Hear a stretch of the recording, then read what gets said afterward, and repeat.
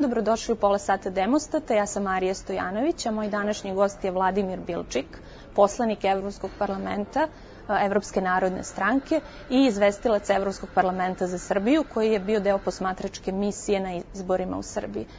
Mr. Bilčik, thank you for taking time to speak to Demostat and welcome. Dobro jutro, dobar dan, and thank you very much. It's always a pleasure to be in Belgrade. And it's always a pleasure to talk to journalists in this town or in Serbia. So happy to be here. Thank you. What did you think about the events that took place last night? There were people in the streets demanding the annulment of the local elections in Belgrade. There were incidents in front of the Republic Electoral Commission. And the representatives of the list Serbia Against the Violence started the hunger strike. So what do you think about it? I think first and foremost it's important to say that our observation mission was tasked to observe the early parliamentary elections. We had no mandate to observe the local elections in Belgrade.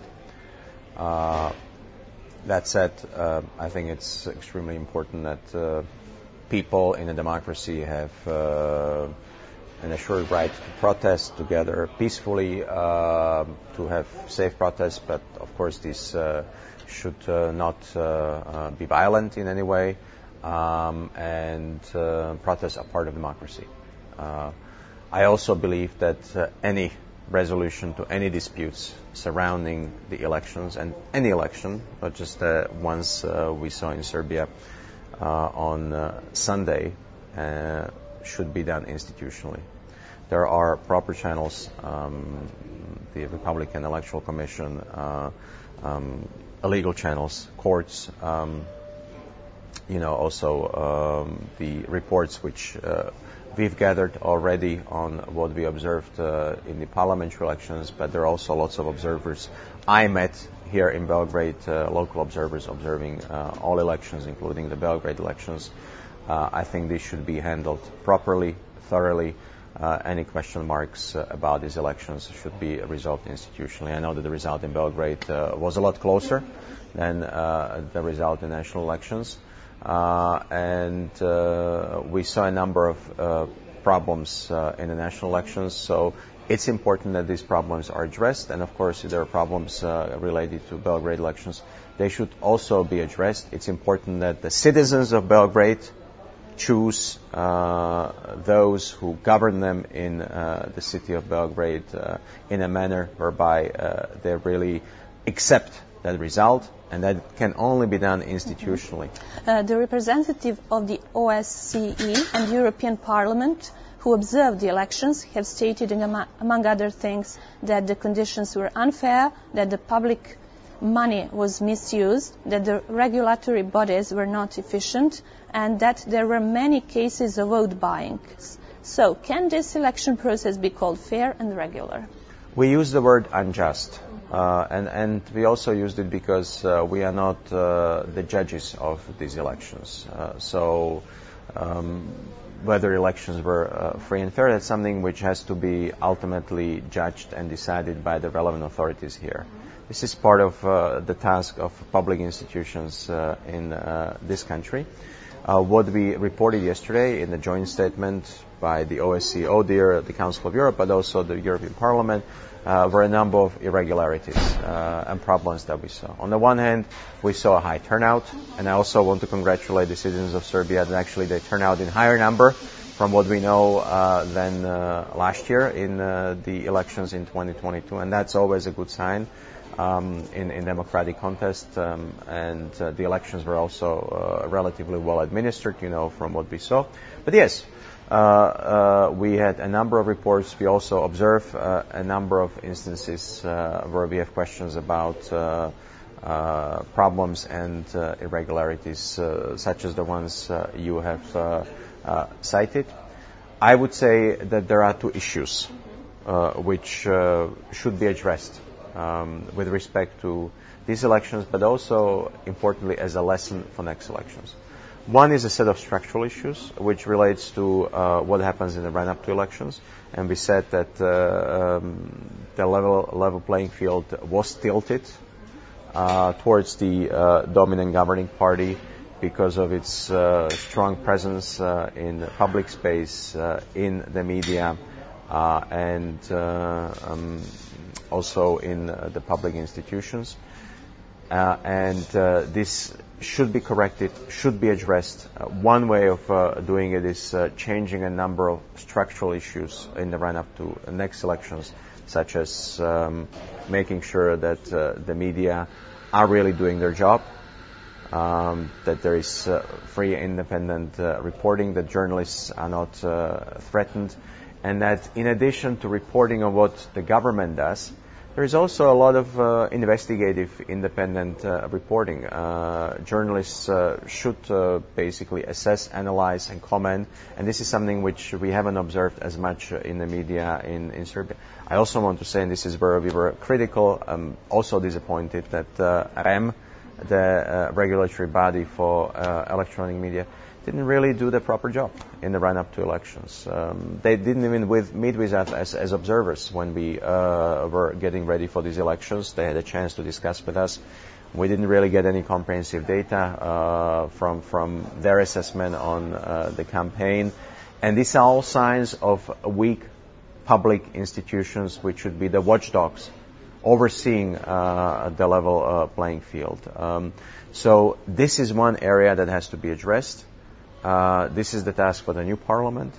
The implementation of the newly adopted media laws, which also gives some new impetus to REM in terms of new personnel, new institutional structures. So that's one set of issues. And the other set of issues related to what we saw and observed on the day of elections, some irregularities. And what were the greatest irregularities? It's difficult to say what were the greatest because different observers observe different things. I don't have the statistics here. From your point of view. Yes, we had instances of people who came and showed us a bunch of slips of paper, saying, "Look, I got these slips in my mailbox that these people are living in my place, in my apartment. I've never seen these people." So this is the overall question about how many people may have been brought from other places to vote in different places of Serbia. We've also had indication, suspicion of vote buying, and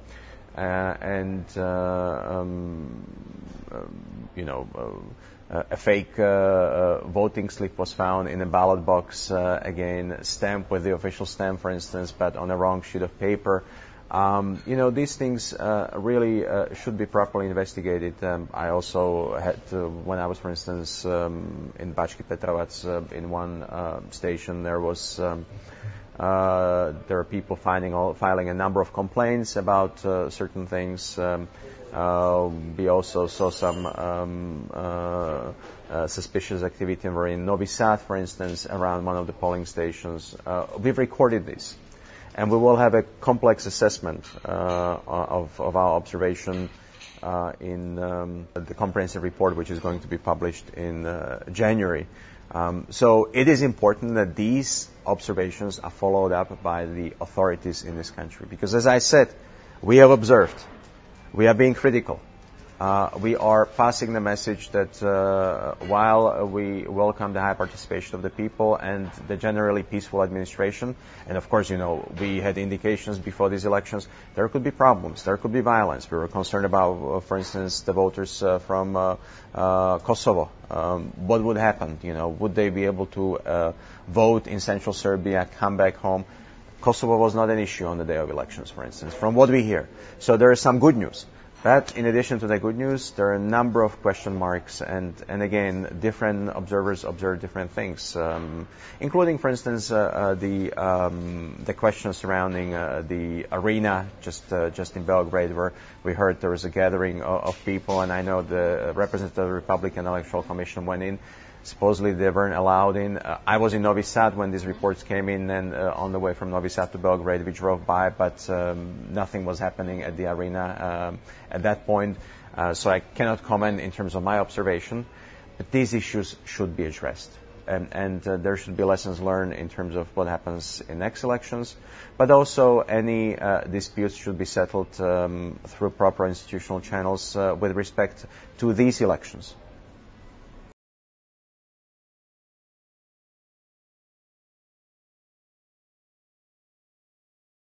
We were critical about this because the president did not run, yet his name was very much used in the campaign because it headed the list of the governing SNS party.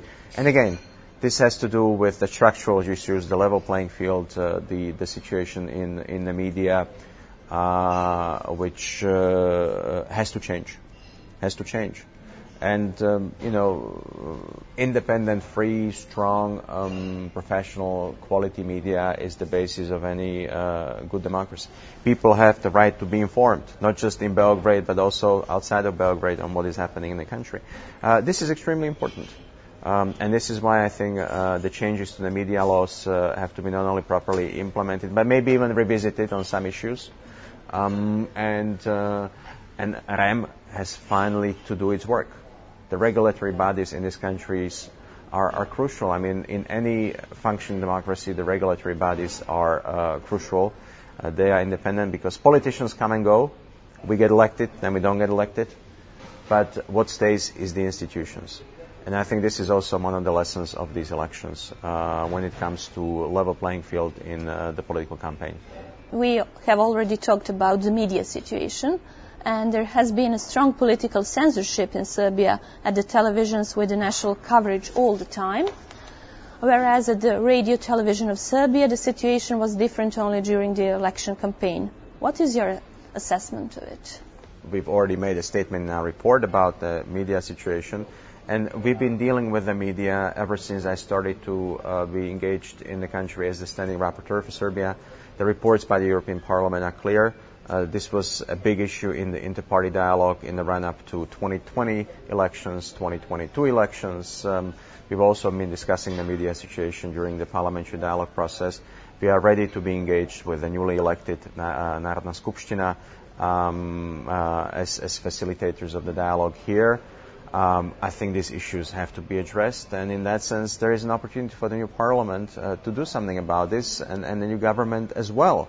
And in that sense, and I know the opposition parties have been already very critical of my statement yesterday, but I do believe the fact that now in the parliament there are two big blocs, the governing majority and also the opposition, which made it with some 23-24%, is potentially an opportunity for dialogue on some of these issues to improve the media situation in the country.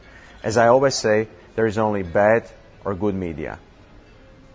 There is only bad or good private media, bad or good public media. Here in this country, I come in here and everybody talks about pro-government media, governing media, opposition media. But this is the absolutely wrong approach to the whole discussion about the media situation. Because sometimes the governing majority is the governing majority, next time it's part of the opposition. So I think all media have a responsibility to report genuinely, professionally, with quality journalism and independently and freely on what happens in the country. And there is plenty of room for improvement in the case of Serbia. That's a very clear message of not just this observation mission, but also it's something we've passed on as a message from the European institutions in the past years. And unless that changes, it's also going to be difficult for Serbia to make progress on its EU path, which ultimately is part of why we are engaged together in this conversation.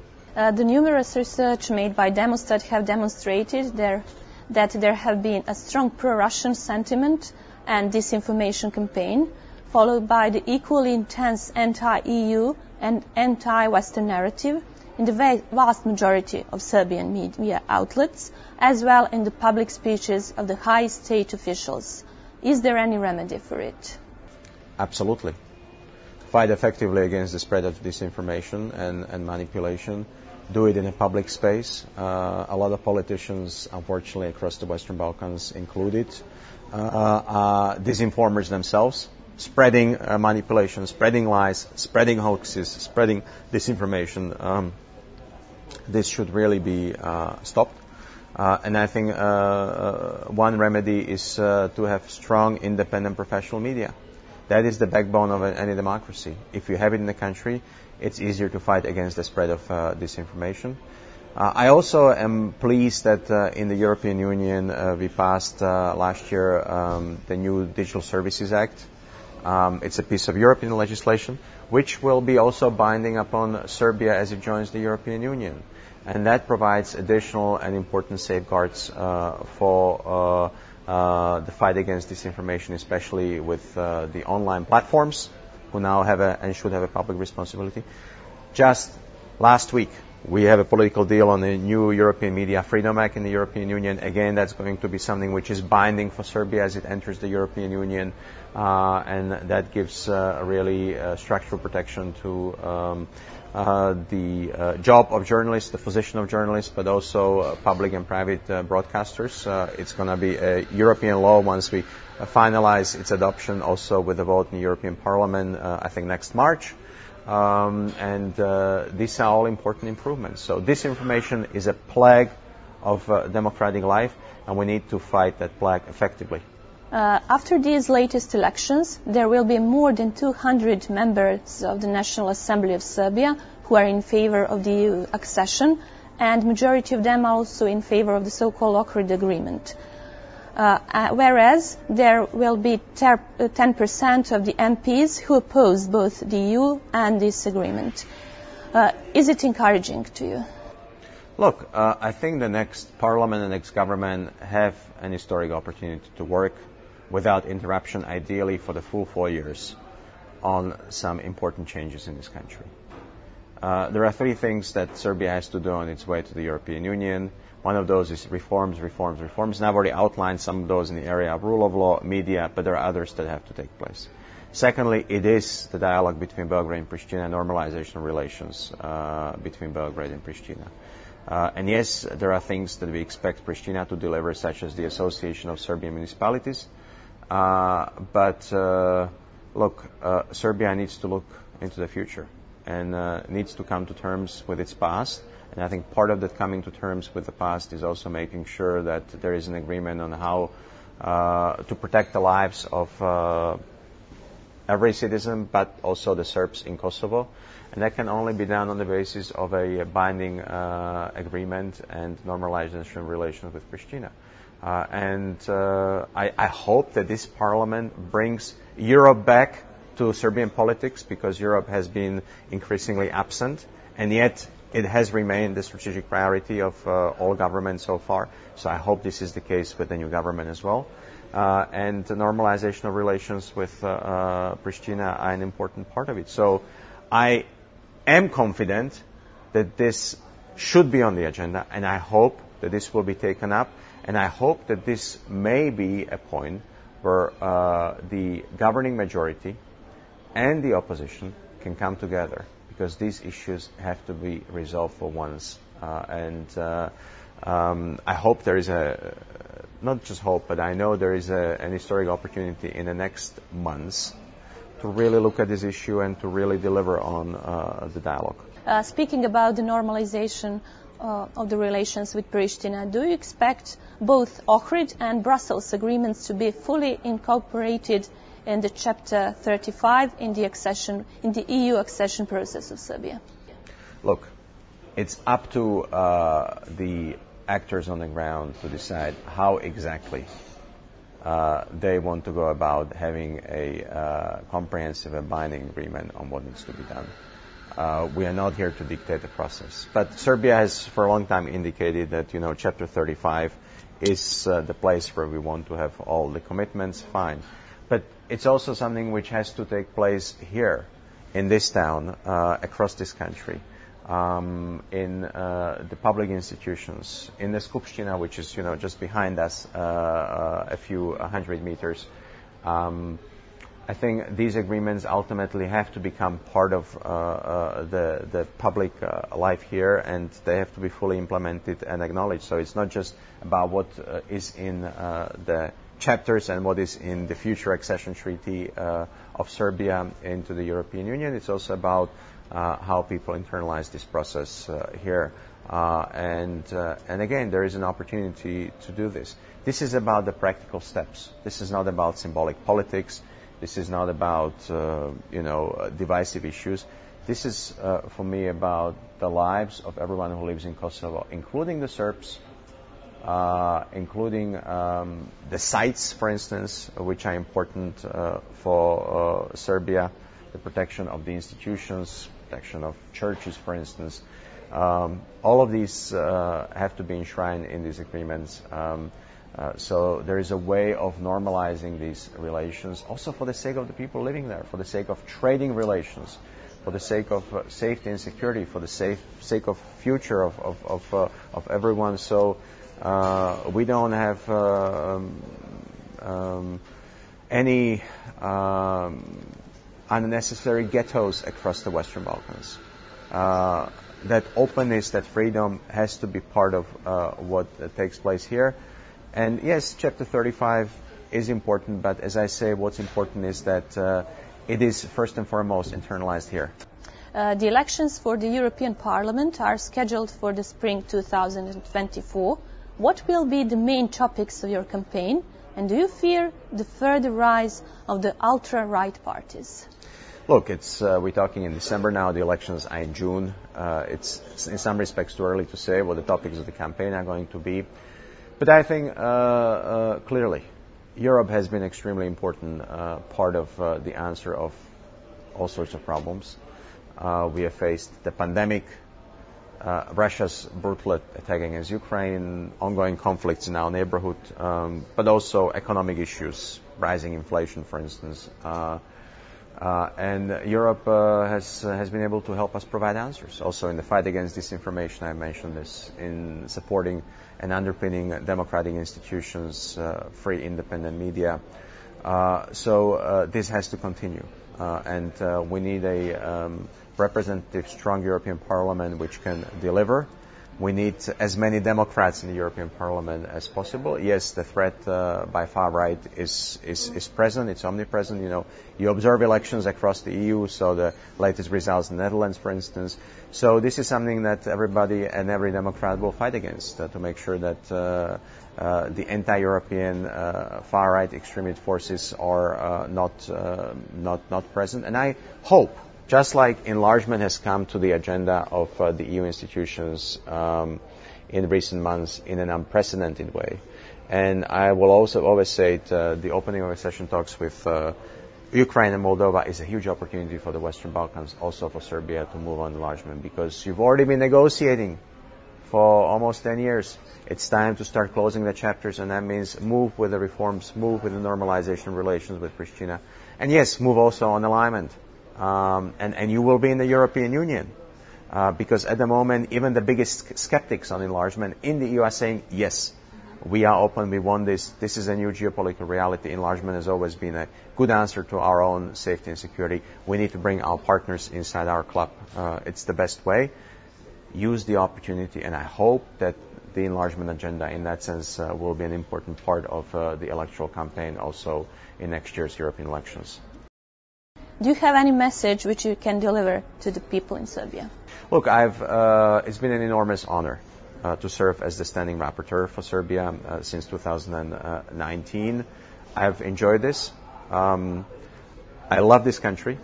I think it's a great country which deserves its proper place in the European Union. And I hope it can achieve that. I think if there is one thing which I've always tried to underline is try to look into the future. I know the past has been complicated, and I know that people in Serbia feel often overwhelmed by the past. But the history of this country did not begin in 1999. The history of this country did not begin at certain different instances. The history of this country has been great precisely because there are moments when the country could have a strong, meaningful present and future, and I think there is an opportunity for that as well. So look to the future, be daring in terms of the decisions that you make.